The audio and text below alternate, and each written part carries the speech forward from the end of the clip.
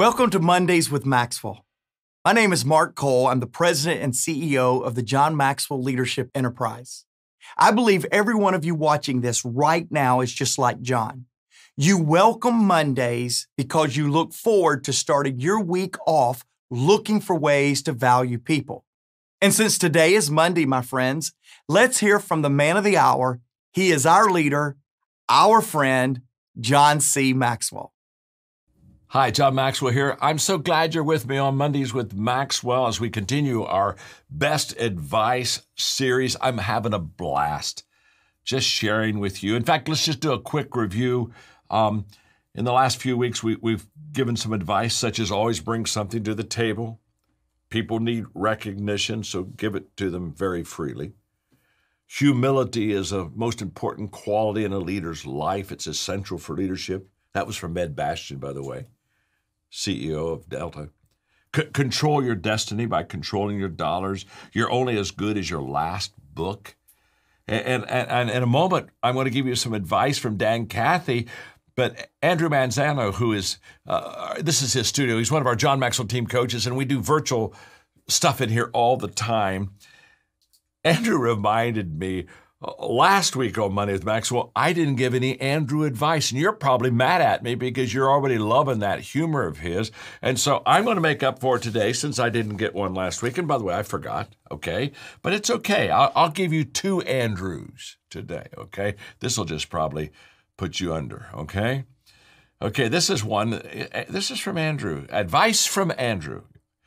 If you get handed the camera every time a group picture is being taken, either you're a good photographer or you may be the ugly one in the group. Okay. Oh, shoot, that was good.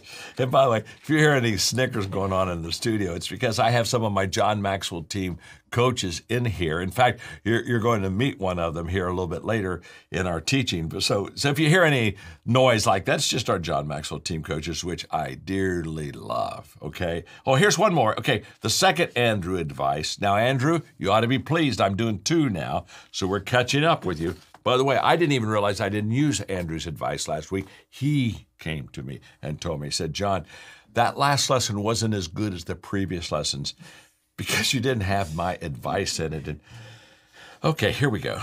My grandpa used to say, when one door closes, another one opens. Lovely man. Terrible cabinet maker. Okay, we just love, Andrew, we do really, truly love your advice. The only thing better than your advice is your technology ability and putting it together fine work for us in the studio, so thank you very much. This week, advice from Dan Cathy, CEO of Chick-fil-A, longtime friend. I shared with you in a previous lesson that Ed and Dan and I were playing golf, and I asked them, I said, I'm doing my Mondays with Maxwell now. And the reason I had to make sure they knew it was Mondays with Maxwell is because when I started asking questions, Ed Bastian looked at me, and I'm starting to get my iPhone out. And he said, okay, John, you're starting to write a book and not play golf, aren't you? And so I said, no, this isn't about writing. This is about Mondays with Maxwell. And I looked at Dan, and I said, what do you think is the best advice for a leader today? And Dan Cathy gave some, well, I'm going to give it to you right now. Dan Cathy said leaders need to be self-aware and situationally aware. And so for a few holes on the golf course, I had a mentoring lesson and advice from a very good leader all about awareness, self-awareness and situational awareness. In fact, I came away from our time together and I went to a book that I wrote a few years ago called No Limits. And the reason I went to that book is because basically the thesis of that book is that if you grow in your awareness and if you develop your abilities and if you make the right choices, you got that? Grow in your awareness, develop your abilities, make the right choices, you can reach your capacity. Well, the advice that we're talking about in our Mondays with Maxwell it's all about capacity. It's all about how can we reach our potential. Well, I thought about the No Limits book and how that awareness is so important in your life. I mean, let's face it, you can't fix what you're unaware of. And that reminded me of one of my laws of growth in the 15 Laws of Growth book, which says, it's the law of awareness, by the way, that you must know yourself to grow yourself. And then I began to think about my life and my leadership and the misses that I've had in what I've attempted to do. Because I've had some hits, but I've had some misses. And not all of the misses I've had, but most of the misses have been misses because I assumed something that I just really didn't know.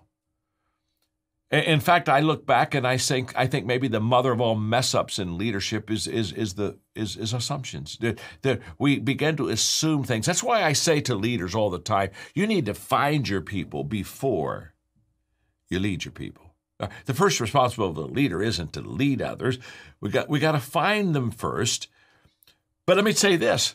I got to find myself before I can lead myself. And I've got to certainly find myself. I've got to be self-aware before I can be situationally aware. I've got to be able to understand me before I can understand you, and I got to be able to understand both of us so that I can understand the mission that we're really trying to accomplish. I can still remember, now my background, as you know, I was a pastor, and I have a degree in counseling. And I can still remember in my early years when I did counseling, I wasn't any good at it at all. I wore myself out. I wore the people out. It was terrible. And then I had somebody walk into my life and just absolutely turn the light on for me. I was unaware that counseling wasn't my gift. I was aware that I wasn't good at it. I was aware that it was exhausting me. And they walked into my life and they said, John, you should be an equipper, not a counselor. And then they defined the difference. An equipper works on the strengths of people. A counselor works on the weaknesses of people. That changed my life.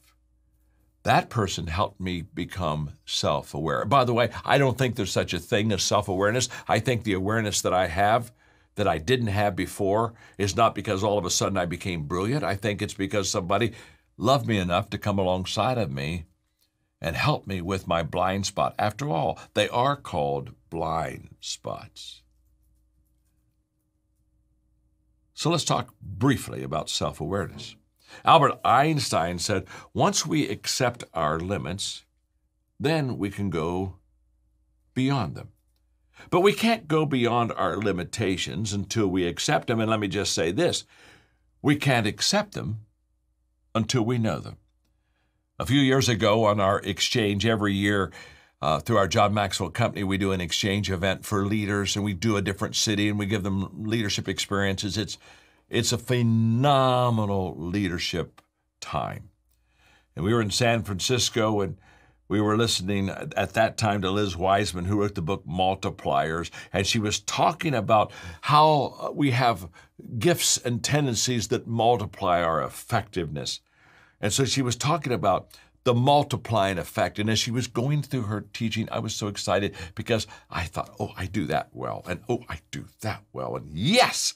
And I was just giving myself 100%. In fact, when she finished with those multiplying tendencies of great leaders, I just want to stand up and say, you can take my picture. You can take my picture. You've just described me. And then the table turned.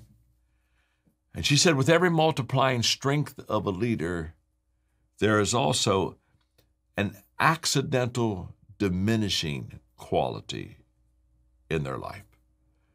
I thought, oh my gosh, okay, what does she mean by that? And then she began to explain. She said, if you're a person with optimism, you give you great hope. I'm that kind of a person. She said, the diminishing quality there and tendency is that you ignore people's struggles. And so that you give them boundless enthusiasm without acknowledging their struggle, and they just drown in your words. I thought, oh my gosh, okay. I failed that one. And then she went on and she said, well, let's talk about the pace setter. Oh, that's who I am. I'm out in front. We're running the race. I'm setting the pace. And she said, if you're a pace setter, the diminishing tendency is that you're going to constantly leave people behind you. People give up because they can't keep up. She hit me again. I got 100% on the multiplying tendencies, and I got a 0 on the diminishing tendencies. And it was a great lesson because what did she do? She made me aware. Wow. I think COVID-19, because of the crisis, has brought an awareness to us. One of the things I tell leaders all the time is when difficulty and crisis comes, you're going to very quickly on your team separate the players from the pretenders. That's what happens.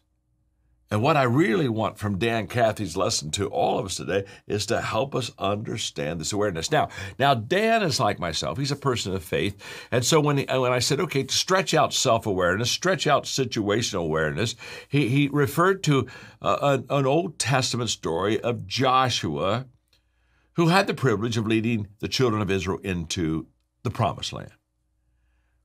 And Dan said, you talk about self-awareness and situational awareness. He said God spoke to Joshua one morning and said, Moses, the leader that you've had for all these years, is dead. And Joshua was the heir apparent. He was going to be the next leader of the children of Israel. And it's like, okay, here comes reality, okay? And reality is you've had 40 years of wandering in this wilderness. You have a whole bunch of past failures in your life. And Big Mo died. And now all of a sudden, you're in charge of this situation. And in fact, he said, I want you to get going. In other words, get going?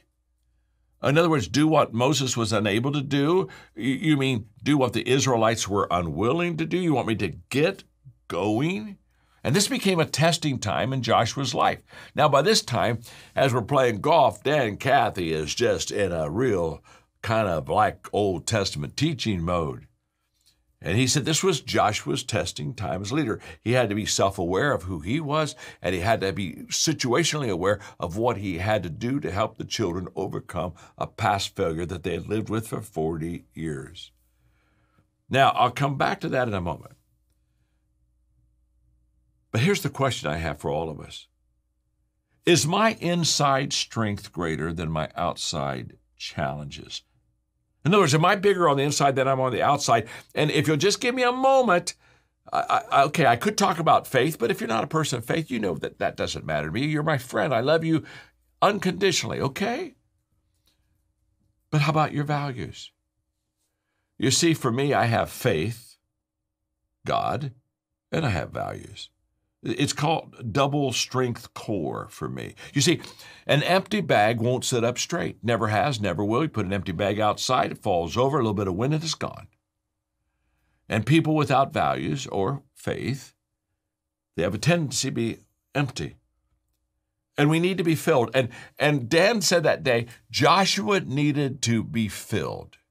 His bag needed to be filled so that he could have the self-awareness and the confidence to say, I can do this, and he can have the situational awareness to lead the children of Israel to say, we can do this. And so now, if you'll allow me, out of the message, I'm just quoting just a couple of things out of the Old Testament.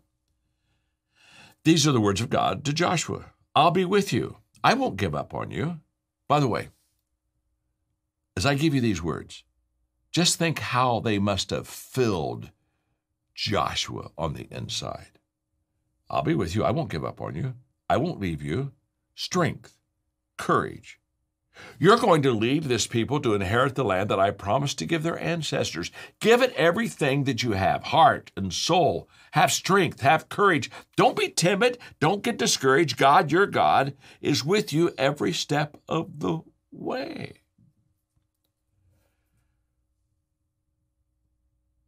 That self-awareness of who he was because he had values and faith on the inside allowed him to be situationally not only aware of the challenge of leading people who had lived beneath their own privileges for 40 years, it gave him the confidence that transferred and was contagious to the children of Israel until literally in just a few days, they did what they hadn't done for 40 years. And what Dan Cathy was saying is leaders in a time of crisis, leaders during this time, they need to be self-aware and they need to be situationally aware, because a crisis, we hear people say all the time, that crisis will make you, that adversity will really make you stronger. And I always want to stop saying, no, not necessarily. Makes a lot of people weaker. Makes a lot of people give up. You see, an adversity crisis, it doesn't reveal who you are. Or, I mean, a crisis doesn't make you better. Adversity doesn't make you stronger. It just reveals who we are. Again, my friend Ed Bastian said when we were talking about values, Ed said to me, he said, John, when COVID-19 came, it was too late to get your values. You had to have them on the front end. So when the difficult time came, you could stand, you could be strong. In other words, values on the inside have a way of showing up on the outside. Dan Cathy that day was teaching me, as I'm passing it on to you, that leadership really is successful when we are self-aware of who we are, because we have good stuff on the inside that allows us to be situationally aware and meet the needs of the people. Let me tell you a closing story about Dan. It was that same, no, it wasn't the same day. I started to say it was the same day. It was another day that Dan and I played golf. Okay. We were at my golf club, and we were going to have lunch before we went out. And so I took Dan over to a really nice buffet that they have every noon at lunch. And I said, we can order off the menu or you can have the buffet. He said, oh, this looks good. And so I said, well, go first. I mean, I'm the host, go first. And so he, filled his plate up and went over his table. And so now I'm going through the buffet, filling my plate up. And while they're doing that, I noticed that Dan's back over and he's standing beside me. And I looked at him and said, oh, I'm sorry, Dan. I said, here, did you forget something? And because I was going to let him back in and, maybe there was something he wanted to pick up that he didn't get the first time. He said, oh, no. He said, I'm good. He said, I'm just waiting on you. I said, okay. And so when I filled my plate up, I turned around to just take it, walk it over to the table, and there's Dan with his hands out like this. And I just handed him the plate because that's what he wanted. He turned around, took the plate over and set it there at my part of the table, place of the table, pulled my chair out, had me sit down, pushed the chair in, got the napkin, put it on my lap, sat down, and we started to eat. Now, don't miss this. Chick-fil-A is known for the culture of serving, of adding value to the customer, my pleasure. But that's not a brand that's just successful that makes Chick-fil-A be who they are. You see, it's who Dan Cathy is.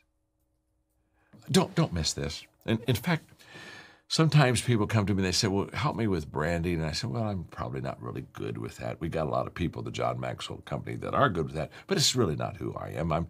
I'm not that good. But I do say this to them. Why are you so concerned about branding? Why don't you just get good? Because if you're good, then the brand will really work. But if you're really not good, that brand isn't good enough to pull you through and keep the customer happy. You see, Dan lives what his company advertises. It's in him. It's who he is. It makes him authentic, but it also makes the message of his organization authentic. And I think that's kind of a huge advice for me. I think it's huge advice for you. And very simply, are we living out our message that we advertise that we are? So that day, on the golf course, Dan Cathy just simply said, hey, if you want to lead well during this time, be very self-aware and be situationally aware. We can do those two things, we'll succeed. You can just bank on it. And let me just share something else with you. I have a John Maxwell team member that I want you to meet. And you will be greatly encouraged by what this person is doing and what this person is learning and how it's helping them become better. And the reason that I want you to listen to them for a moment with me is because I think that some of you are just like that person. And you might say, hey, I'd like to be part of the John Maxwell team. I sure would love to have you be part of our family. Thanks for being with me today on Monday with Maxwell. Now listen to one of our coaches. Hi, John Maxwell here. I'm with one of our John Maxwell team coaches. Her name is Tessa, and you're from Canada, right? I am. What yes. part of Canada? Ontario. Ontario, Canada. And Tessa has a wonderful husband and 2 children. Mm-hmm. And when did you become a John Maxwell team coach? I joined the team in December of 2018. Okay. So you've been with us a few years. I have. Glad you're part of the team, part of our family. Okay, talk to me. Why did you join Tessa, and what benefits has it been that you become a part of the John Maxwell team? Well, I had been studying you for quite a few years without realizing that this even existed. And in 2018, I picked up the 15 Invaluable Laws of Growth, which is the best book, and everyone needs to read it, by the way, because it changed my life. Thank you. And when I read that book, at the back, there was an invitation to join the team. And so I was like, what is this team? And I went to your website and I discovered the John Maxwell team. And I reached out to someone who I had met a year ago to say, tell me a little bit more, and should I join? And after a brief conversation with him, I decided it was the right fit, and I jumped in, and here I am. And has it been a good experience for you? It has changed my life. I mean, when I say that, I'm not exaggerating. It completely changed my life. I, learned so much from you and from our mentors. And so I am now, shifted my focus working with teams and organizations, which I've always wanted to do, but never had, the bravery to go and do it or the courage to go and do it. But the team allowed me to do that. And Tessa, you shared with me earlier that you're an entrepreneur mm-hmm. and a business lady, and now you're full-time as a John Maxwell team member, and that means you're consulting with companies, right? I am, yeah. I was working mainly with entrepreneurs when I started. For about 6 years, I was doing that. And when I joined the team, I really wanted to work with leaders and organizations. And as I said, I just didn't feel like I was worthy or I was able to do that. And by leaning in and just being a part of the team and growing and taking risks and jumping and, as Chris always says, learn a little, do a little, I really grabbed on to doing a little. And it led me to working with teams and organizations, and I'm able to make an impact in their organizations. This is so exciting. And the reason I wanted you to meet Tessa is because I have a feeling that some of you are just kind of like her. You're already doing well, but you would really like to make a difference in people's lives. And when Tessa joined our John Maxwell team, she got into an environment that gave her confidence, mm-hmm. would you say, that gave you kind of that push that you needed with good training, with maybe even a good name, John Maxwell. Did that work for you? The best name, actually, yes. And has it opened some doors, being a John Maxwell team certified coach? It has, yeah. It definitely, your credibility and the value that you bring to the leadership world and to the business world in general, right? It's really helped me to grow and learn. And our mentors, as I said, are, I think, the most amazing in the world. And so being able to use that to help me has been incredible. Tessa, you make me proud. Oh. Thanks so much for being part of our John Maxwell family, John Maxwell team. I sure would love to have you join our team too.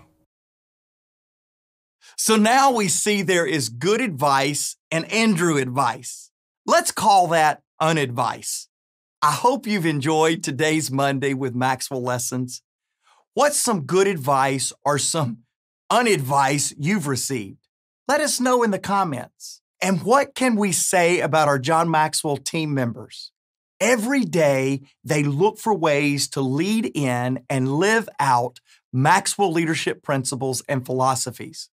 We're so grateful for the John Maxwell team. Each week, we'll feature a member or mentor from our team who will share their story and their journey with you. Why? Because we want you to see the real stories of difference makers, of value multipliers, and of possibilists. If you want to learn how you too can join John's team of difference makers, go to mondayswithmaxwell.com. Let me say that again. It's Mondays, plural, mondayswithmaxwell.com. Let us know how you saw Mondays with Maxwell and how you want to make a difference. Thank you again for watching today. We'll see you next week for another episode of Mondays with Maxwell.